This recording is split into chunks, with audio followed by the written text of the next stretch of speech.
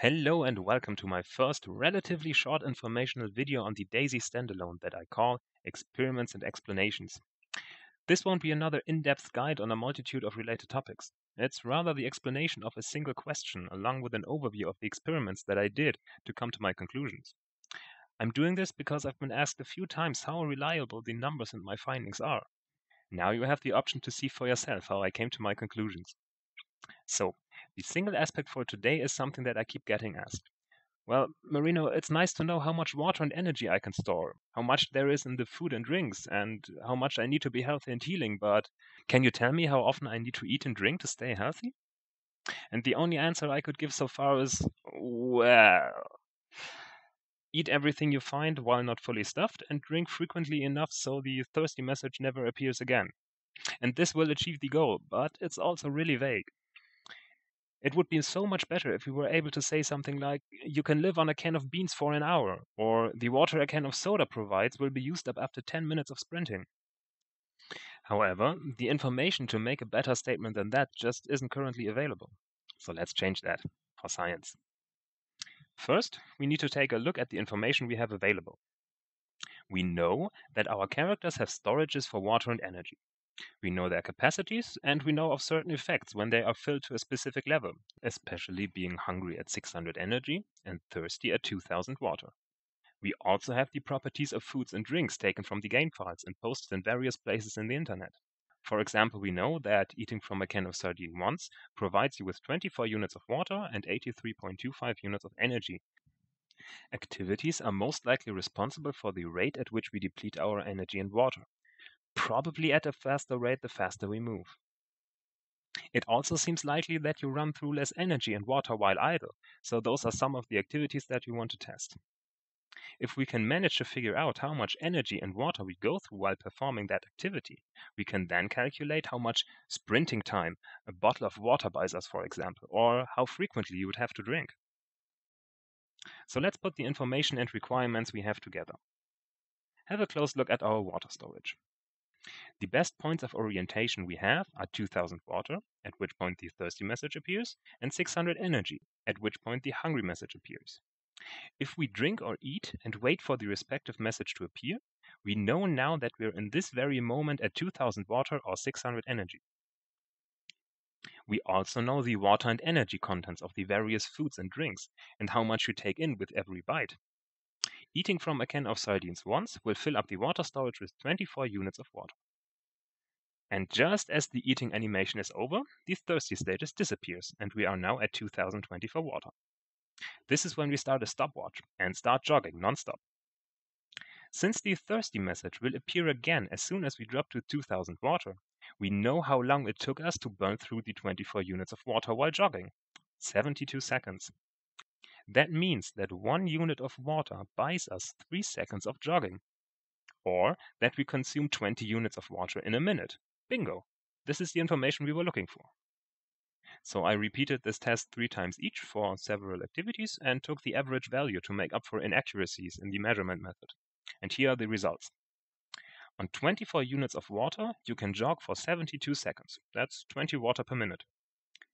I considered jogging to be the base movement speed and expected that faster speeds than jogging would become less efficient, burning more water per distance traveled to make up for taking less time. And therefore you would become thirsty faster than when jogging. Oddly enough, when double tapping W to run with your fists lowered on 24 units of water again, I found that you can run for 73 seconds. But you cover a significantly larger distance when running compared to jogging in the same period of time. But still, you consume the same amount of water. That was quite a surprise to me. So, what's it like in the other direction, going slower? Next is walking by holding shift. And surprisingly, 70 seconds. Pretty much the same within the margin of error, and way less distance covered than when jogging or running. Then I took it to the extreme, crawling. And again, after 71 seconds of crawling, 24 water were depleted, without having gotten far at all, obviously. Then there's the fastest movement speed, sprinting, or punch running, or whatever you like to call it. Pressing space to raise your fists, and then double tapping W, which is faster than with your fists lowered. After 3 runs, I ended up with 67 seconds, which is a bit lower than the other ones, but still quite close. Then I wondered if it's an absolutely fixed rate, even when you're idle, which would be quite a disappointment, to be honest. But at least this one is different. When staying still, you only consume 8 water per minute.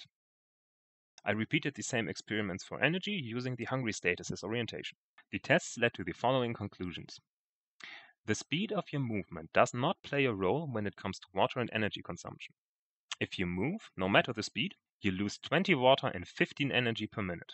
If you're idle, it's 8 water and 4 energy per minute. This means you lose 1000 water for every 50 minutes of full activity, or 125 minutes of being completely idle. The actual amount is somewhere in between, of course, depending on the proportions of what you're doing.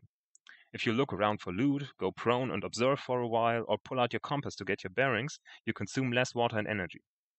If your water storage is at its maximum of 4000, you could run for 100 minutes or stand around for 4 hours and 10 minutes before you get thirsty at 2000 water.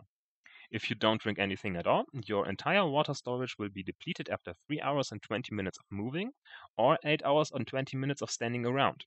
You will also start to die from dehydration, so don't try this at home, please. I will talk more about the implications of the attributes of the various foods and drinks in a follow-up episode of Experiments and Experimentation. I will tell you how often you would need to drink or eat, and how long you can live on what you just put into your belly before becoming hungry again. Also, a side note, during a secondary experiment I also found that compared to jogging, running is 55% faster, and sprinting or punch running is 80% faster. And the other way around, compared to jogging, you cut down your travel time by 36% when running, and by 45% when sprinting. Just an FYI, I found that to be quite interesting. Combining this with the same water and energy consumption of all movement speeds, we can conclude that the faster travel modes are both more efficient and more effective. I'm therefore going to back up the common advice with hard data. When traveling longer distances, sprinting is definitely the superior mode of travel. Slowing down trying to conserve energy or water is actually counterproductive. You take longer and burn more water and energy during the trip. Of course, this may change in the future though. For now, I would only recommend slowing down to running or double tapping W with the fists lowered when you may have to vault over a fence or something similar to escape. In this mode, you do the proper fast jump over obstacles when pressing V, while when sprinting with fists out, you do the slow stepping over animation during which you're very vulnerable, both to zombies who may close the distance and to snipers lining up the clean headshot. Thank you for watching. I hope you learned something from this video, and if you did, please remember to like or share and subscribe to get updates when there's something new from me. Also, make sure you watch the follow-up video in which I apply the results of my experiments to make statements about how often you really need to eat and drink to stay healthy. I also recommend taking a look at my 2 in-depth videos in which I explain how blood and health work, what the healthy and healing statuses do, and of course how hunger, thirst, and natural regeneration work. What I tell you about in those videos may well change the way you see the game, and there's probably something in there you weren't aware of. My name's Marino, and stay healthy, my friends.